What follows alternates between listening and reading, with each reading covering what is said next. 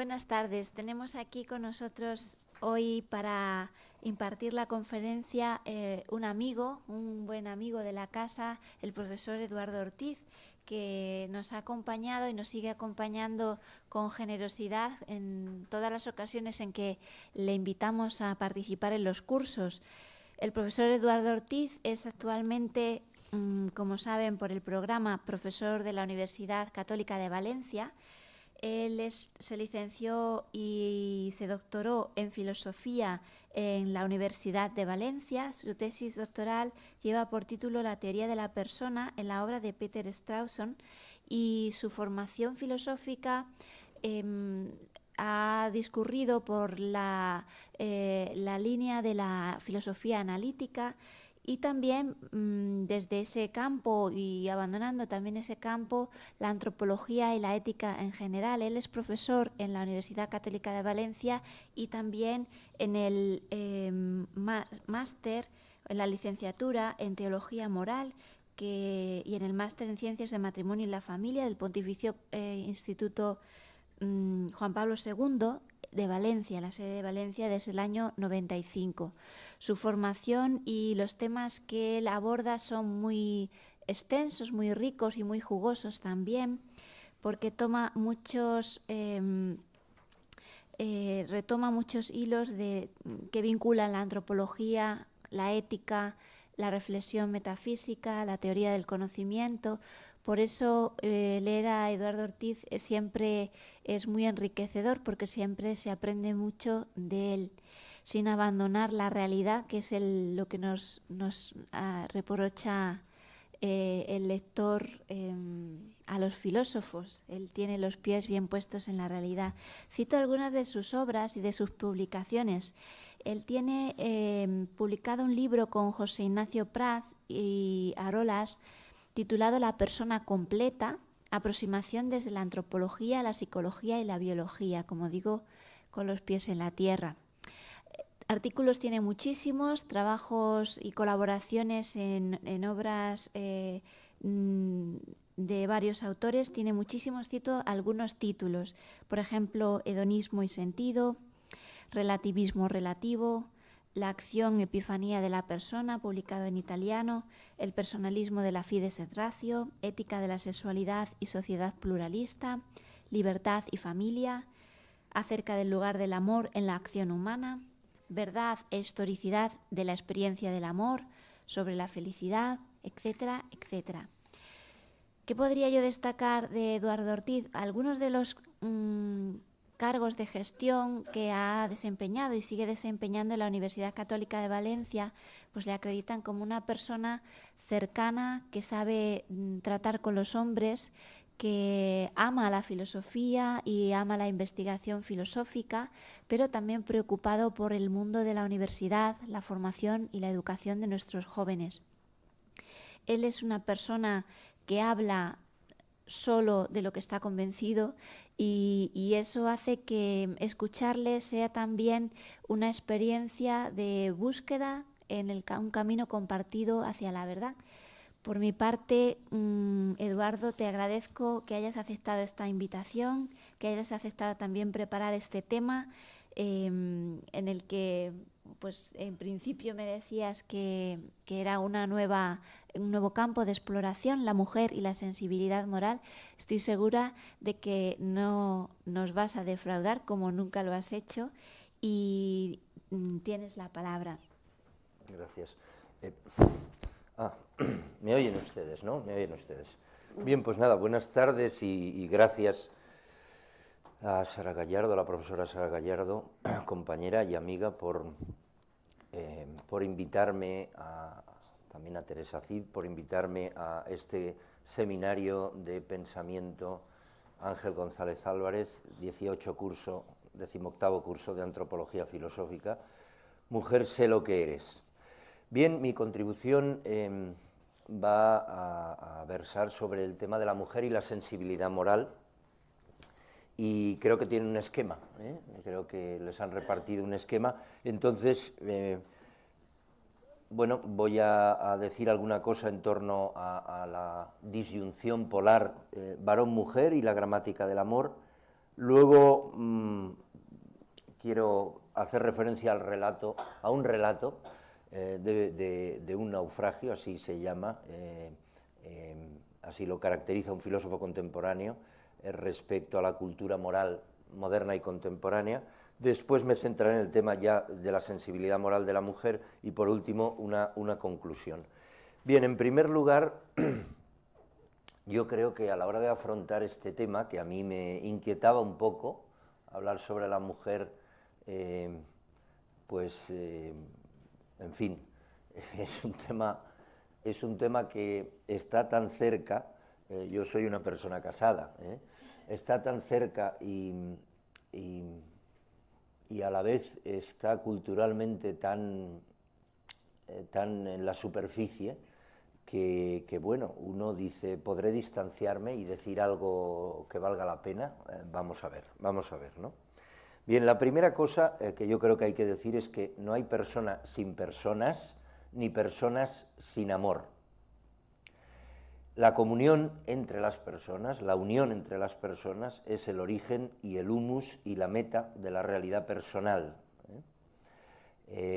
En el origen de nuestras vidas hay en condiciones normales un hombre y una mujer que nos acogen de tal manera que eso, no hay personas sin personas, no hay personas sin amor, y gracias a esa unión entre personas seguimos viviendo las personas, ¿no? La dualidad varón-mujer es una estructura invariante de esa realidad interpersonal. El personalismo francés contemporáneo, una escuela filosófica conocida, algunos fenomenólogos centroeuropeos contemporáneos y la filosofía de la Escuela de Madrid, de aquí donde estamos, han reconocido, entre otros, estos asertos que constituyen, creo yo, el corazón de una adecuada antropología filosófica. No hay personas sin personas y ni personas sin amor. La comunión interpersonal es el origen y la meta de las relaciones entre las personas, y la dualidad varón-mujer es una estructura invariante de la realidad personal. Yo creo que estos asertos, estas afirmaciones filosóficas las comparten estas escuelas. No todas las comparten, pero estas sí. Me centraré brevemente de momento en esta última escuela filosófica, la Escuela de Madrid. Los filósofos de esta escuela han pasado del yo soy yo y mi circunstancia, la famosa frase de Ortega, a la idea del hombre correspondiente a lo que Marías llamaba, Julián Marías, la estructura empírica de la vida humana, y a la reflexión que hace el mismo Julián Marías sobre el hombre como persona. Hay una reflexión antropológica muy rica en los filósofos españoles contemporáneos, especialmente también en Javier Zubiri, pero especialmente en Ortega y en Marías. En estas últimas obras de Julián Marías, de la etapa de la culminación, como la llaman los expertos, los conocedores, los que conocen mejor la obra de Marías, como Pilar Roldán, por ejemplo, en estas obras, Mapa del Mundo Personal, Persona, obras de 1993, 1996, Marías defiende que la actitud amorosa nos permite captar plenamente lo que es una persona, permite la plena intuición, percepción de la persona. El amor es la medida de cómo vivimos personalmente a las personas, dice él, ¿no? O sea, para entender lo que es la persona hay que amarla, ¿no? Y para entenderla y acercarse a ella y tratarla personalmente, puesto que se la puede tratar como una cosa. Bueno, ya en la antropología metafísica, obra previa, una etapa previa de su pensamiento, explica la categoría de condición amorosa, desde la instalación vectorial. Él habla de que lo importante a la hora de iluminar la condición humana no es tanto el ser como el estar. Los seres humanos estamos situados respecto a una serie de metas por relación a las cuales proyectamos, hacemos proyectos, ¿no? Y esa idea él la recoge en la categoría de instalación y de vector, y de instalación vectorial, ¿no? La condición amorosa para Julián Marías no es un sentimiento, es instalación, y estimula, engendra el estar enamorado, de lo que Julián Marías no tiene una comprensión emotiva o exclusivamente emotiva o emocional. Él habla del enamoramiento como el que la persona de la cual estoy enamorado se convierte en mi proyecto, por eso es tan decisivo, por eso el amor, entendido como enamoramiento, en el que, dice él, alguien se convierte en mi proyecto, el amor es una variación ontológica, quien ama, quien está enamorado, cambia, cambia en su realidad, cambia desde el punto de vista ontológico, y eso comporta inevitablemente efusión, dice él, ni posesión ni fusión, efusión, es decir, donación, donación de la propia vida, del amante al amado.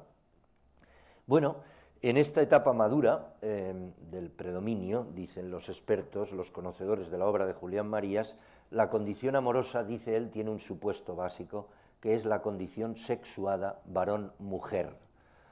Dice él, esta condición es necesidad radical, constitutiva y estructural de un sexo hacia el otro, y la vida humana consiste en esto. La condición sexuada varón-mujer apunta a dos formas complementarias, pero no incompletas.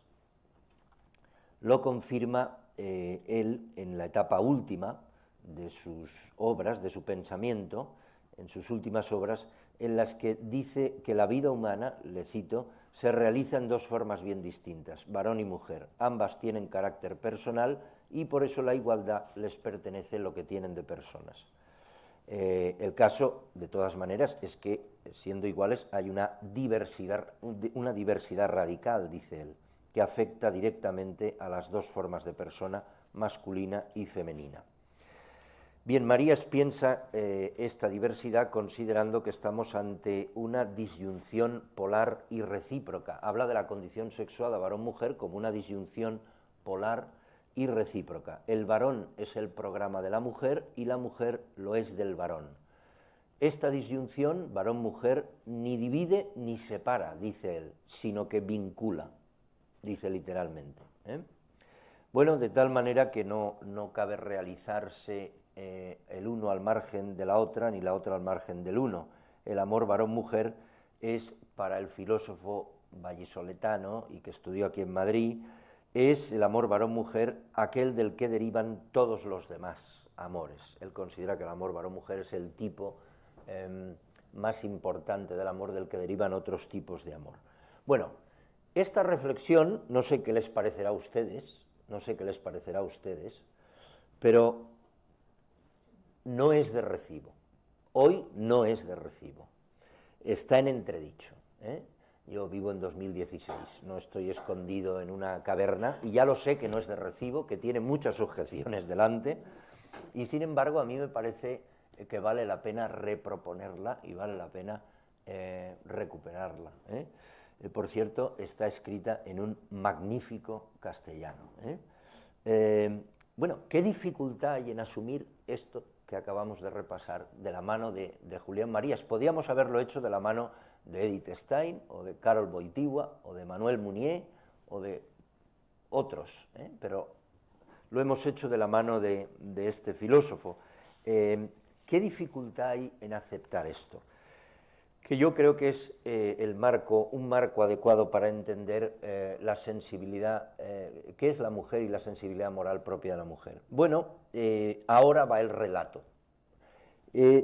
Hay un filósofo contemporáneo, Alasdair MacIntyre, un filósofo escocés, aún vive, que en una de las obras filosóficas más importantes de la segunda mitad del siglo XX, la obra se llama Tras la virtud, fue publicada en 1981, After Virtue, está traducida aquí en el 87, poco después de aparecer. Él contó nos contó un relato. El relato, dice él, de un naufragio. Ese naufragio cultural lo hemos vivido, lo ha vivido la ética en Occidente. Tiene que ver con el progresivo abandono de la concepción ética clásica, greco-romana, judeocristiana, desde la modernidad.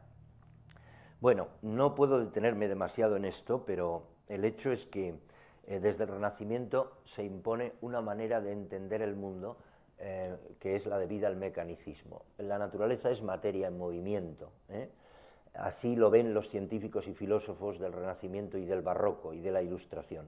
Lo que nos interesa es cómo se mueven y cómo se comportan los objetos, no la meta a la que tienden los objetos con ese comportamiento. Con esta mirada sobre la naturaleza, el hecho es que las ciencias experimentales avanzaron mucho y algunos ilustrados pensaron que esta manera de acercarse a la naturaleza, la manera mecanicista de acercarse a la naturaleza, verla como materia en movimiento, podía extrapolarse a la condición humana. Vernos a nosotros como materia en movimiento, poniendo entre paréntesis los fines o metas a que tendemos en nuestra vida. Y si tanto con esta manera de ver la naturaleza habían avanzado algunas ciencias, si extrapolábamos esa manera de ver o ese método a la condición humana, haríamos avanzar tanto también las ciencias humanas, la moral, la política, la religión, etc.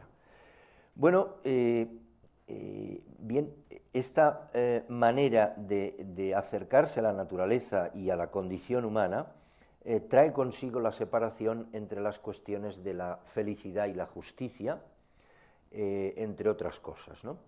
De este proceso nosotros hemos recibido una herencia, y es que la ética, la moral, va a terminar separada de la teleología, del discurso sobre las metas y los fines de la vida. La reflexión sobre la vida buena, porque la ética, tal y como la concibieron Sócrates, Platón y Aristóteles, es una reflexión sobre la vida feliz. Bueno, pues la reflexión sobre la vida feliz en el siglo XX, muchos la hemos estudiado como una reflexión que deja al margen la vida feliz.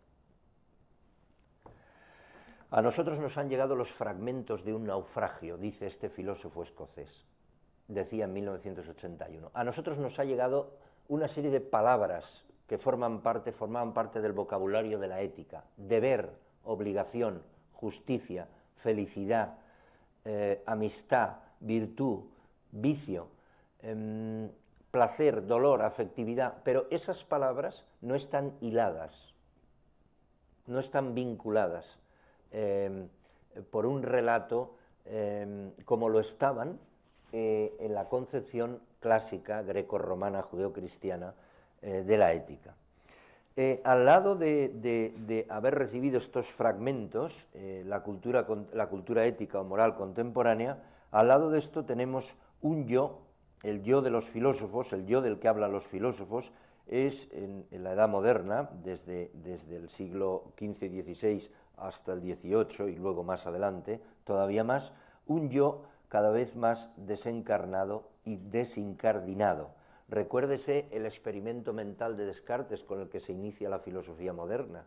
Yo busco, dice Descartes, seguridad, una seguridad, busco una verdad segura, porque yo puedo dudar de todo, de que yo tengo delante personas, puedo dudar de que estoy despierto, puedo dudar de las verdades de la matemática y de la física, puedo dudar hasta de la existencia de Dios y de un Dios bueno, pero hay una cosa de la que no puedo dudar, y es de que dudo, y si dudo pienso, y si pienso existo. Esto quiere decir que la seguridad se encuentra en mí, fundamentalmente en mis pensamientos, en mi actividad intelectual, en mi actividad, en la corriente de mi conciencia, ¿no?, como han dicho algunos. Bueno, evidentemente Descartes dirá luego evidentemente que existe un Dios bueno, existen los demás, existen las verdades de la matemática, de la física, recupera todo aquello que había sometido a revisión y a duda, ¿no? Pero todo eso ha quedado tocado después de este experimento mental y ha quedado en segundo plano respecto a la primacía y a la autoridad del yo, de la primera persona. Bueno, esta autoridad del yo ha llegado a nosotros a través de la obra, entre otros, de Kant, como un subrayado exagerado en la autonomía del yo. Hay que defender la autonomía del yo en todas las áreas y también en el área de la religión. No olvidemos que al lado de todos estos cambios intelectuales en la modernidad, en el periodo que va del Renacimiento a la Ilustración, insisto, ocurren cosas como las célebres guerras de religión, nada menos que de 1525 a 1648. Más de 100 años peleándonos, no por motivos religiosos, pero se dice que por motivos religiosos. Bueno, se les llama guerras de religión, ¿no? Entonces, para algunos, al final, si hemos de hablar de ética, debemos limitarnos a tratar de encontrar la manera de vivir en paz los unos con los otros. Y ahí está la importancia de la justicia. La justicia se convierte en el centro de la ética, bueno, porque hay que conseguir un orden social pacífico, en el que todos convivamos pacíficamente, tengamos las creencias que tengamos.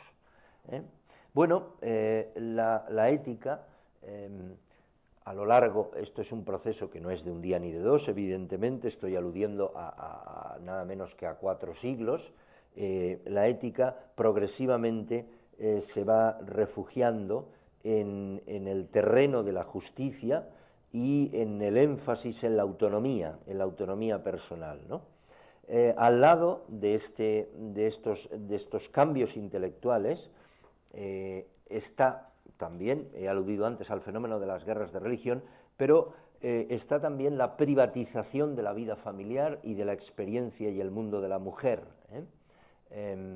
que no ha podido salir del gineceo, podríamos decir, del mundo privado a la esfera pública, aún.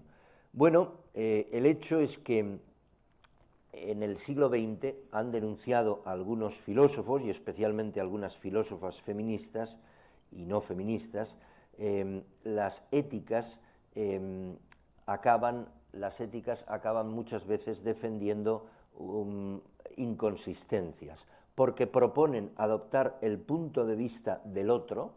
La ética es una disciplina que se ha de centrar en la justicia y en el respeto de la dignidad del otro, pero ese otro, ¿quién es? Es un otro generalizado, no es un otro concreto, no es una persona concreta, es un otro generalizado, dice Sheila Ben-Habib, la profesora de filosofía política de la Universidad de Harvard. Es un otro abstracto, generalizado, no es realmente un otro concreto.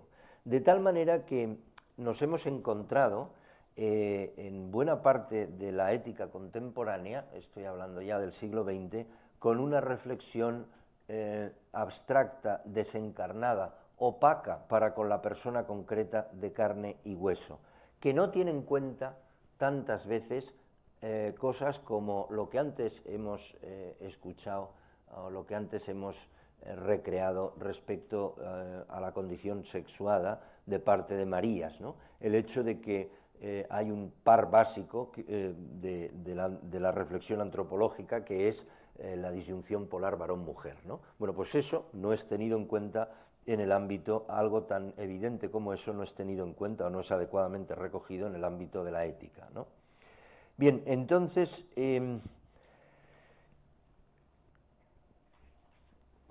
hay varias mujeres filósofas contemporáneas que han subrayado, no solo ellas, pero algunas de ellas han subrayado a lo largo del siglo XX la necesidad de tener una adecuada antropología filosófica o psicología moral. Estoy pensando, por ejemplo, antes de entrar en el terreno de la ética, dice Elizabeth Anscombe, una filósofa de la Universidad de Cambridge, albacea testamentaria de Wittgenstein, uno de los grandes filósofos de este siglo junto con Heidegger. Dice ella: ¿no está claro que hay varios conceptos que han de ser investigados como parte de la filosofía de la psicología, dejando aparte totalmente la ética? Fundamentalmente, y para empezar, acción, intención, placer, querer. Si comenzamos con estos, probablemente aparecerán más. Fin de la cita. Lo que está diciendo esta mujer es, antes de hablar de lo que debemos hacer, aclaremos el vocabulario básico de quiénes somos, de qué es una intención, qué es el placer, qué es el querer, qué es el amor, qué es el deseo, qué es la acción, porque este vocabulario en la filosofía contemporánea ya es un vocabulario que no es compartido entre nosotros. Entonces intentemos aclarar este vocabulario básico de la antropología filosófica o la filosofía de la psicología, dice ella, antes de ir a temas morales, ¿no? Antes de ir a la ética. Bien, una caracterización como esta a mí me habla de alguien que atiende a la realidad, atiende a la realidad concreta, cuyo núcleo metafísico, el núcleo de la realidad concreta, yo lo veo así, no sé cómo lo verán ustedes, pero el núcleo de la realidad es el amor interpersonal, vuelvo a decirlo. Yo creo que venimos del amor y al amor vamos, y si no, todo es absurdo. Pero no todo es absurdo. El absurdo no es fácil de soportar en la vida cotidiana. De hecho, en cuanto lo vivimos, tratamos de escapar de él. Luego, acoger el absurdo en el origen de todo y al final de todo, a mí me parece que bueno, no es fácil de argumentar a favor de eso. No es fácil argumentar eso, ¿no? En fin. La vida moral han visto algunas filósofas contemporáneas, Elizabeth Anscombe, Iris Murdoch. La vida moral no consiste solamente en elegir un curso de acción entre una serie de alternativas, consiste también en ver las cosas tal y como son, en ver la realidad tal y como es. No se trata solo de elegir, se trata de entender, de ver la realidad tal y como es, ¿no? Y aquí está el papel de las virtudes intelectuales, ¿no? De lo que los clásicos llamaban las virtudes intelectuales. Bien, en esta línea, en la línea de estas dos filósofas inglesas, y hay algunas más, aquí no son demasiado conocidas quizá, pero vale la pena recuperar la obra de estas dos mujeres, de Philippa Foot, Mary Midgley, Mary Warnock, las hipatías de Oxford, las llama un filósofo contemporáneo, mujeres que trabajaron en la época, fundamentalmente la época de los años 30 y 40 del siglo XX, y dejaron una huella en el ámbito de la ética muy interesante, una aportación femenina profundísima, yo creo que válida para todos, en el ámbito de la ética, de la filosofía moral.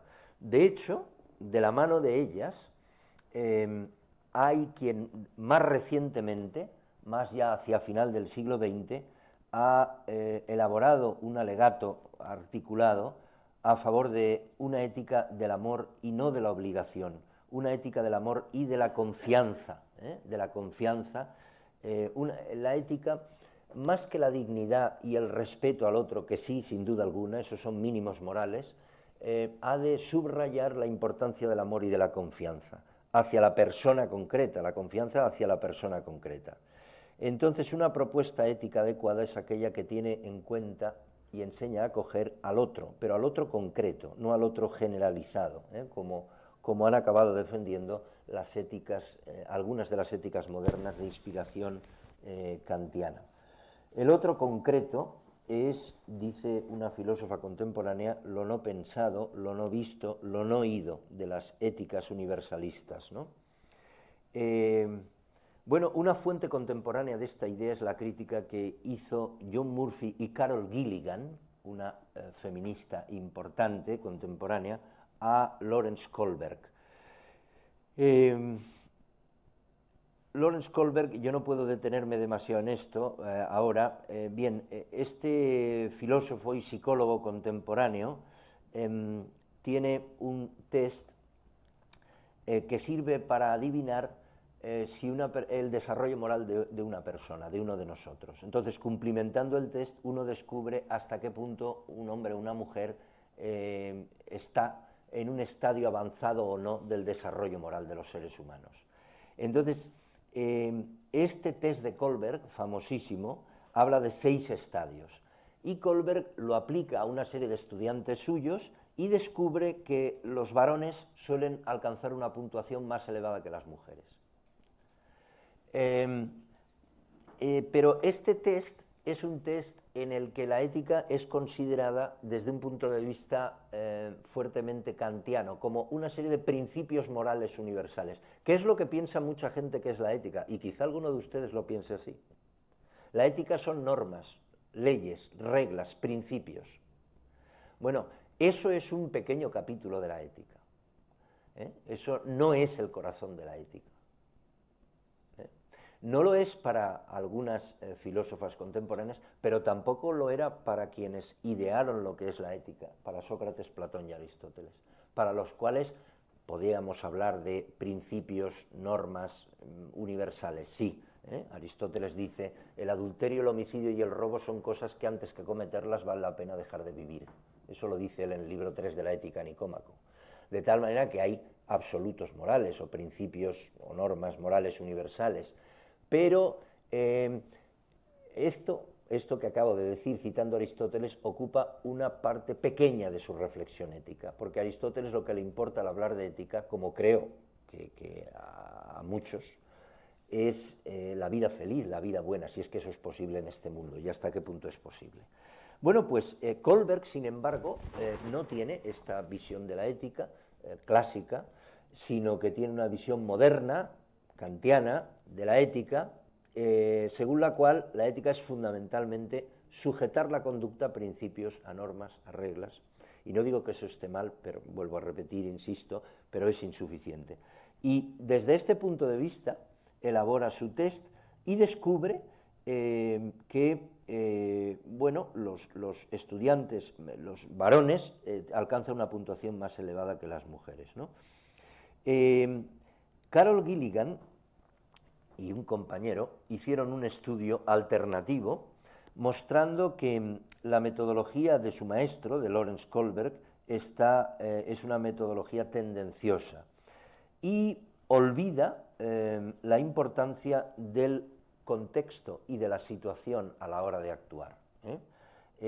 Los casos que plantea a sus alumnos son casos en los que no se refleja la importancia del contexto y de la situación. Y si la ética es tan difícil y tan apasionante y tan necesaria, es porque tiene que ver con situaciones particulares, con la vida, con la biografía de las personas. Y nuestras vidas, bueno, pues están llenas de rasgos particulares, propios de cada situación, intransferibles. Algunos son transferibles, invariantes, pero hay muchos que son únicos, peculiares, intransferibles, ¿no? Bueno, pues si tuviera en cuenta la situación, el contexto, dice Carol Gilligan, la metodología del test de Kohlberg sería otra y se descubriría que las estudiantes alcanzan puntuaciones tan elevadas como los estudiantes, como los chicos, o más incluso. La metodología de Kohlberg no puede ser sorda al lenguaje del cuidado, del care en inglés, ¿no? Del cuidado, de la preocupación por el otro, en la que lo importante son más que los principios, las relaciones entre las personas y la responsabilidad que conlleva las relaciones entre las personas. Bueno, esta ética del cuidado, de la que habla Carol Gilligan en un libro famosísimo, In a Different Voice, en una voz diferente o con una voz diferente, en la que ella dice que las mujeres hablan con una voz diferente que los hombres, adquirió fama en la década de los 80 del siglo XX y plantea la posibilidad de una ética en la que la justicia, la reflexión sobre la justicia y la reflexión sobre la vida feliz no estén separadas, ¿no? Sino que vayan juntas, vayan de la mano. No solo ella, sino filósofos varones como Lawrence Bloom o Michael Stoker o Robert Adams o Bernard Williams y otros fuera del ámbito anglosajón apoyaron esta revisión del kantismo, del universalismo de la ética de Lawrence Kohlberg, ¿no? Según la cual lo importante son los principios, las normas, las leyes. Bueno, de todas maneras, uno de los equívocos que hay que deshacer cuando se apela hoy a la primacía del punto de vista del cuidado en la ética es su reducción a una emoción. El dar importancia al cuidado, y el cuidado es una variante del amor, el cuidarse o preocuparse por una persona es una variante del amor, así hay que entenderlo, pero no hay que reducirlo a una emoción. Cuidado, porque ahí está, por ejemplo, el ejemplo de Teresa Stangl, cómplice del mal que hacía su marido, comandante del campo de concentración de Treblinka. Es un caso famoso, ¿no? La mujer de Fritz Stangl era una mujer que lo cuidaba, sabedora, lo cuidaba cariñosamente, amorosamente a su marido, sabedora de que su marido enviaba centenares de judíos a morir en el campo de concentración de Treblinka. Y todos hemos visto que ese cuidado, iba de la mano de la colaboración con el mal, de tal manera que el cuidado no puede estar reñido con la integridad moral, es evidente, ¿no? Hay un cuidado deformado, hay un cuidado distorsionado y un cuidado no distorsionado o no deformado, de hecho, así como suministrar muy poco cuidado es una actitud que puede ser tachada de egoísta, no calificaríamos de servil a quien suministra un cuidado indiscriminado, eso tampoco está bien, ¿no? Bueno, este tipo de reservas han estimulado una concepción más adecuada de la ética del cuidado, de tal manera que si una relación interpersonal marcada por el cuidado, yo te cuido a ti, tú me cuidas a mí, una relación así no se puede confundir con, si es un verdadero cuidado interpersonal, un verdadero amor interpersonal, con el indiferenciado amor universal a toda la humanidad. Los seres humanos somos limitados, no podemos dedicar nuestras energías a toda la humanidad, eso es imposible, inevitablemente somos parciales, pero eso no importa porque, como decía la moral clásica, si todo el mundo hiciera lo que debiera, a todos nos iría bien. Bueno, sencillamente esta idea la recoge la etiqueta jerarquía de amores. Todos tenemos una jerarquía de amores y bueno, por amar más a quienes amamos más, no necesariamente no somos inmorales, no tenemos por qué serlo, somos parciales pero no inmorales. Si los amamos bien, hacemos lo que debemos hacer, pero no podemos extender esa relación amorosa a toda la humanidad, eso sería absolutamente imposible.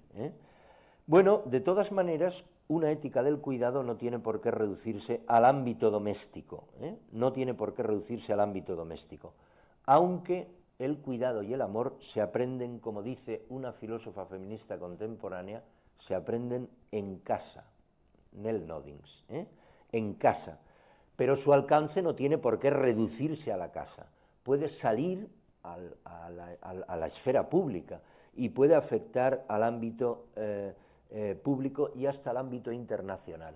Yo y otros muchos estamos en la línea de romper la barrera entre el amor y la justicia y hacer que el amor inteligente entre en el seno de la esfera pública, entre en el seno de la esfera pública. El amor no es una emoción, es mucho, incluye lo emotivo, lo afectivo, pero es mucho más que eso, y si es el corazón de la ética, ha de afectar a la vida privada, pero también a la vida pública.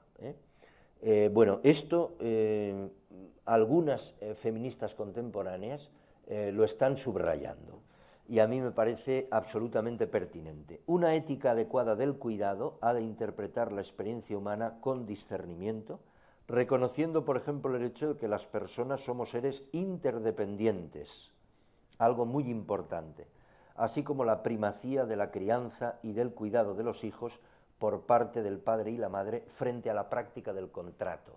La ética moderna está muy dependiente del modelo contractual. Cuando se habla de ética, desde Kant y en la escuela de Kant, tan influyente y tan importante en algunos aspectos, el modelo de relación interpersonal es el contrato. Pero a mí me parece que más importante que el contrato, por lo menos en mi vida, ha sido el modo como mis padres me han tratado a mí. Y creo que en la vida de todos los seres humanos también, sin despreciar la importancia de la relación contractual. Bueno, Sarah Rudick, por ejemplo, no pasa nada, hay distintas maneras de escuchar y ya está, no pasa nada, no pasa nada. Hay que descansar también, sinceramente, yo sigo. Sarah Rudick, una filósofa contemporánea, apuntó que las sociedades habrían de valorar la práctica maternal. Es muy importante, bueno, ojo con esta idea, ¿no? Hay que mirar a las mujeres, a las madres en concreto, y ver cómo tratan a sus hijos, ¿no? Lo que pretenden es preservar la vida del niño, promover su crecimiento y entrenarlo para ingresar en la sociedad adulta, pero de un modo crítico. Así lo hacen las madres, esto es la práctica maternal, ¿no? Así lo hacen las madres. Bueno, pues Sarah Rudick dice, traslademos esa manera, esa praxis maternal tan ubicua porque ¿quién no viene de una madre? Todos somos hijos e hijas. Bueno, trasladémosla al mundo público, a la esfera pública, ¿no? Traslademos el modo maternal de pensar a asuntos como la guerra, por ejemplo. ¿Cómo ve una madre la guerra? Pues como una amenaza para la vida de su hijo, no como un asunto de que una nación esté por encima de otra. Bueno, esto puede parecer música celestial o no. Si la sociedad reconociera que el paradigma de una buena relación humana es el cuidado que las madres procuran a sus hijos, las cosas serían distintas, ¿no? No puede haber justicia sin cuidado, pues sin cuidado no sobreviviría ningún niño y no habría personas que respetar, dice Virginia Held, otra filósofa feminista contemporánea. No puede haber justicia sin amor, porque sin amor no sobreviviría nadie. Es una verdad de perogrullo, pero yo creo que estamos en un momento cultural en que hay que ir a las verdades de perogrullo, porque tenemos a nuestro lado, ahora haré referencia, desvaríos importantes.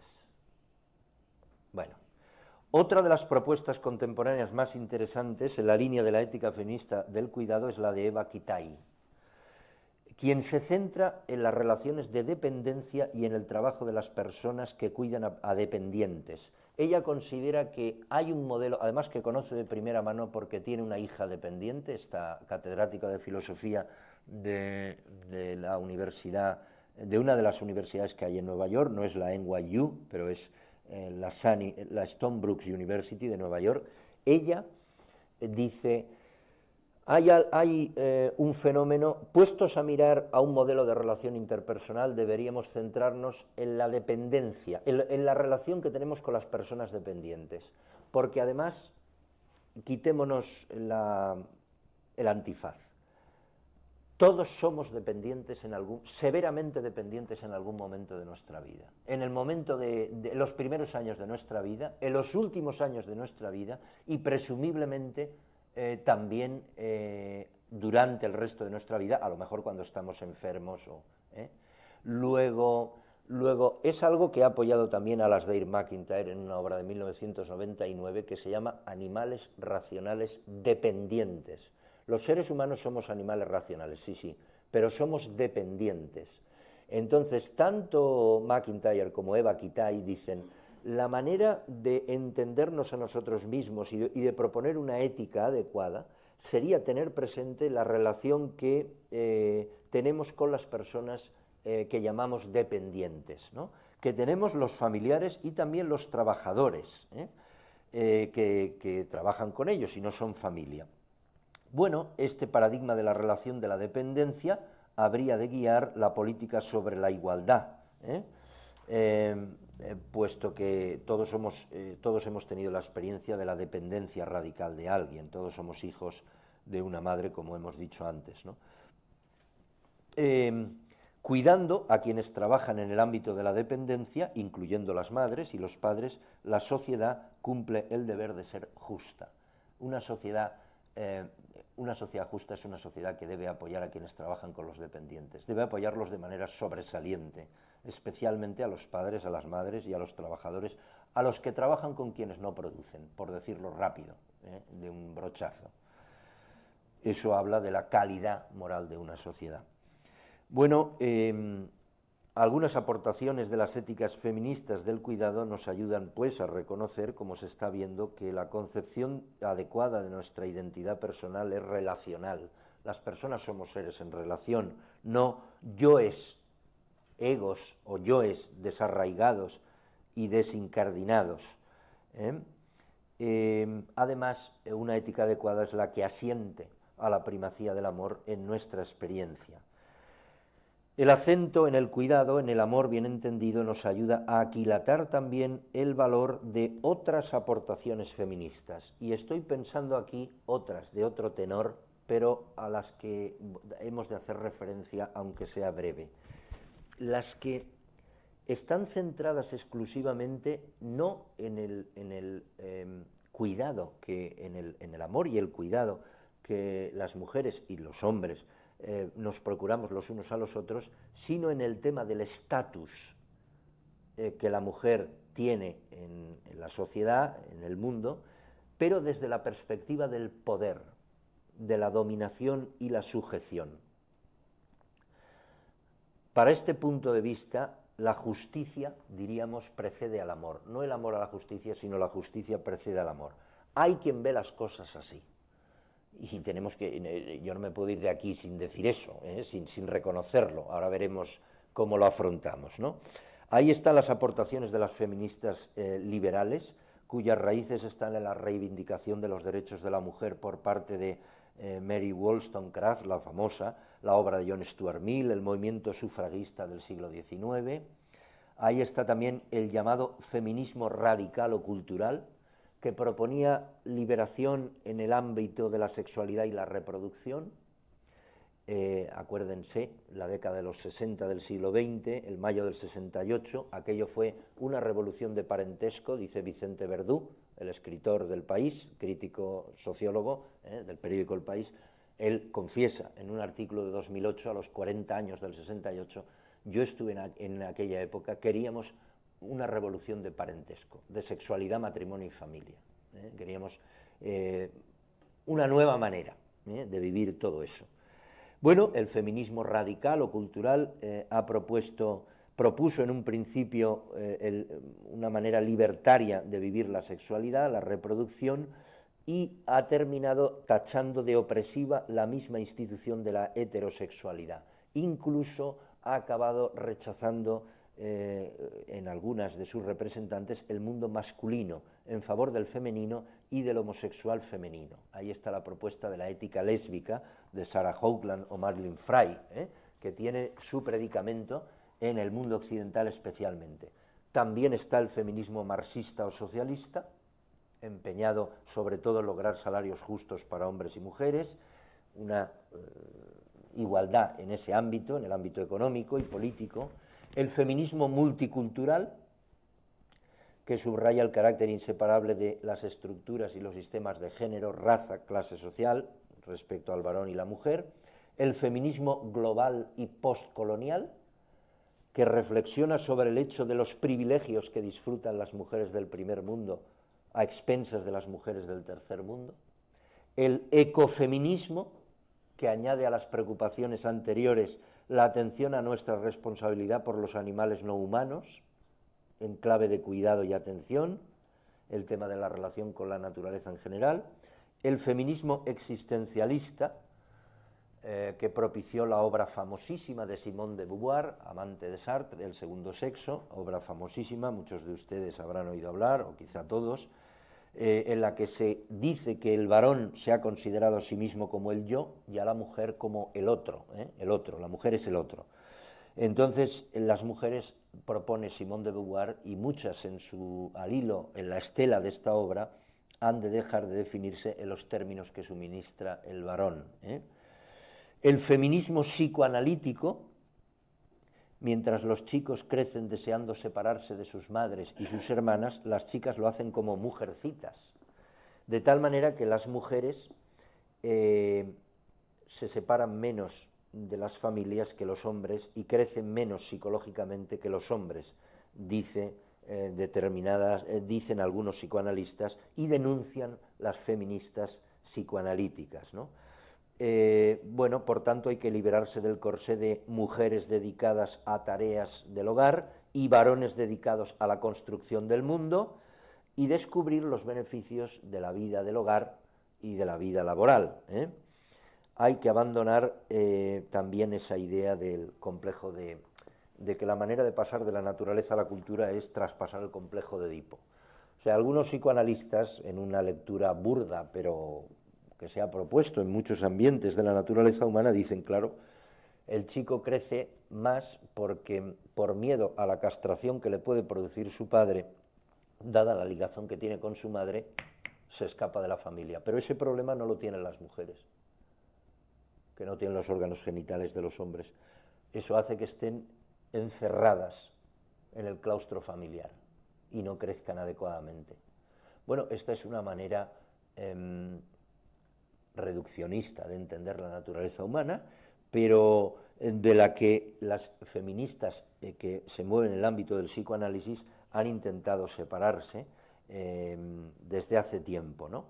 Esta manera reduccionista de entender la disyunción varón-mujer, ¿no? Y por último el feminismo de tercera ola y posmoderno, que se llama, bueno, que defiende que todos los intentos de suministrar una explicación de la opresión de la mujer son defectuosos, porque no hay una entidad a la que fijar la etiqueta mujer. Intentar poner esa etiqueta a un ser humano es ya opresivo. Desde luego, ninguna mujer ni ningún varón ha de seguir ningún guión, ni siquiera el autoimpuesto. Esto va de la mano de la ideología del género, famosa, inspirada, entre otros, por la obra de Michel Foucault, el intelectual francés más importante después de Jean-Paul Sartre, y creo que ustedes saben de qué va esto, porque es uno de... Bueno, estamos en ello, ¿no? El problema es que la ideología del género es una ideología, y una ideología es un sistema cerrado de ideas, no permite la circulación libre de ideas y argumentos, no se puede discutir de estas cosas, no se puede hablar sin que a uno le tachen de fobia, homófobo o no sé qué fobia. Es muy difícil hablar de esto, desde luego no en cualquier foro me atrevo yo a hablar de esto. Demuestra que yo tengo mucha confianza en esta institución y en mis amigas y en ustedes, el que yo hable de esto aquí, porque si yo hablo de esto en otro foro, bueno, ya me hubieran tirado algo, me hubiera pasado algo, Bien, bueno, perdonen el exabrupto, pero ustedes me entienden. La ideología del género propone un experimento con la naturaleza humana, bueno, no hay sexo, hay género exclusivamente, hay interpretación de la sexualidad, pero no sexualidad.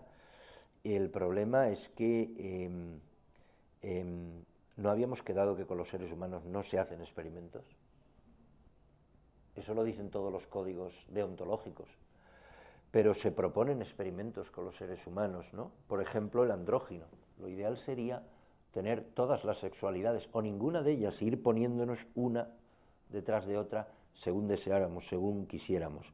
La ideología del género propone una revisión del sentido común, de nuestra humana manera de vivir hasta hoy, que no es ni mucho menos de recibo.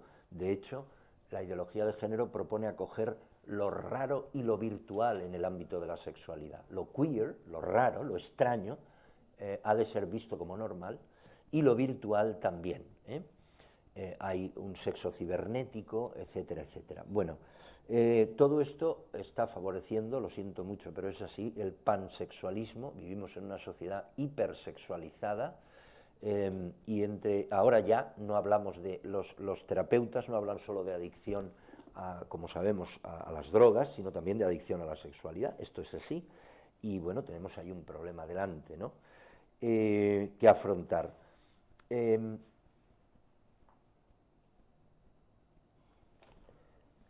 Buena parte de las feministas contemporáneas ante este panorama dicen: no existe realmente la perspectiva feminista sobre un tema moral. Dicen Rosemary Tong y Nancy Williams, dos estudiosas de la ética feminista, de la ética de la mujer. No existe la perspectiva feminista sobre un tema moral, pero vale la pena que el feminismo siga implicado en respaldar políticas capaces de servir los intereses de una amplia gama de mujeres, y no podemos abandonar la lucha por la igualdad en todos los ámbitos respecto a los varones, respecto a los hombres. ¿Qué decir ante este panorama? Bueno, pues que a pesar de todos los pesares, no me queda mucho para acabar, pero a pesar de todos los pesares, yo creo que sigue valiendo la pena reproponer la importancia de lo distintivo femenino para la condición humana, del hilo de una serie de pensadoras, de filósofas contemporáneas, que yo llevo leyendo y algunas estudiando durante una serie de años.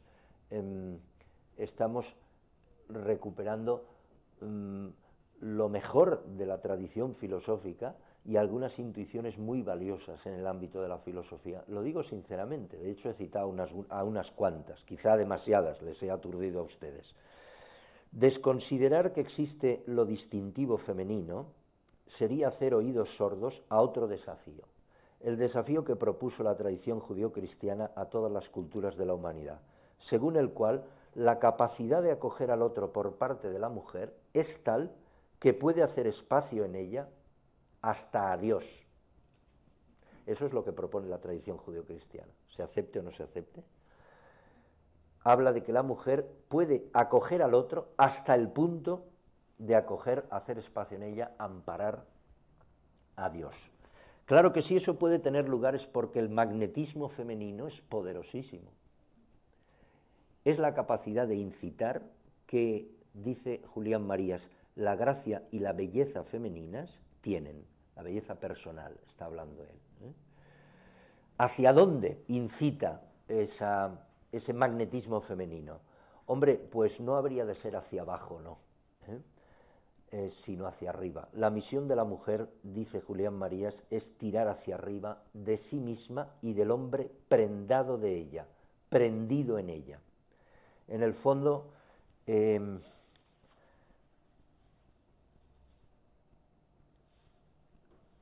es lo que Goethe dejara escrito al final de la segunda parte del Fausto. El eterno femenino nos arrastra hacia lo alto. Recojo velas. Asumir esta propuesta requiere conjugar la naturaleza humana desde la antes vista gramática del amor, adecuadamente entendido, la vista antes de la mano de Julián Marías. Es posible recuperar la feminidad y hay que empeñarse en ello, y es posible recuperarse. Cito otro texto de este filósofo español. Esas mujeres sin ninguno de los atributos de la feminidad, en algún rincón de su realidad, en forma decaída y deteriorada, abandonados y polvorientos estos atributos femeninos, acaso vendidos o traicionados, los poseen y saben que en alguna medida podrían ser mujeres, tal vez si alguien lo esperara de ellas, si las tratara desde esa disyunción polar. Si alguien las tratara como mujeres, recuperarían esos atributos que sin duda tienen, esos atributos tan maravillosos, tan complementarios para el varón, que también tienen los suyos, pero de ellos no tocaba hoy hablar. Bueno, de algo así, de tratar a las mujeres así, depende que si lo ha olvidado, o si lo han olvidado, descubran las mujeres que, como dice el libro de los Proverbios, lección de amor hay en la lengua de la mujer, lección de amor hay en su lengua, dice el libro de los Proverbios. Y eso es algo que ha de descubrir toda mujer y puede hacerlo si es adecuadamente tratada. Bien, eso es todo. Gracias.